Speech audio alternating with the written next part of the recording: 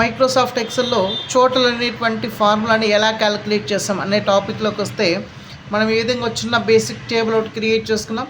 Serial number and names of persons and number of working days, వాళ్ళు ఎన్ని రోజులు work చేసినారో ఆ డేస్ కౌంటింగ్ చేసుకున్నాం.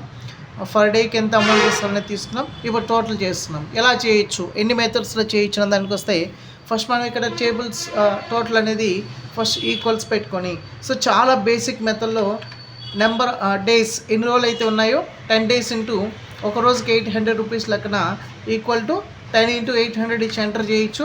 అదే ప్యాటర్న్లో ఇక్కడ 20 into 600 ఇచ్చి మనం ఎంటర్ చేయొచ్చు. ఈ విధంగా ప్రతి దానికి మనం చేసుకోవడానికి పాసిబిలిటీ ఉంటుంది.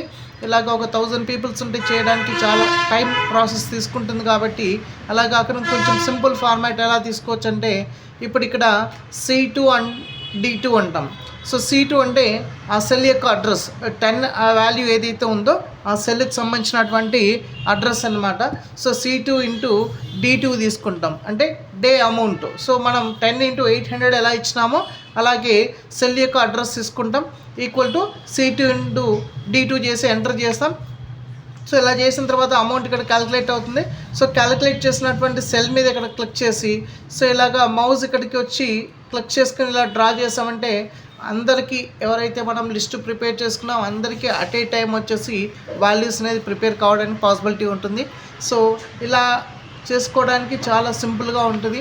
సో ఇక్కడ అడిషన్ అయితే చేయకూడదండి, ఎందుకంటే అడిషన్ చేస్తే కౌంటింగ్ అవుతుంది. ఇక్కడ మనకు మల్టిప్లికేషన్ టోటల్ ప్రాసెస్లో ఉంటుంది అనమాట. కాబట్టి సో ఈక్వల్ 10 days into 800 ఇస్తున్నాం, లేదా ఈక్వల్ C2 into D2 అనేటువంటిది ఇక్కడ చేయడానికి పాసిబిలిటీ ఉంటుంది.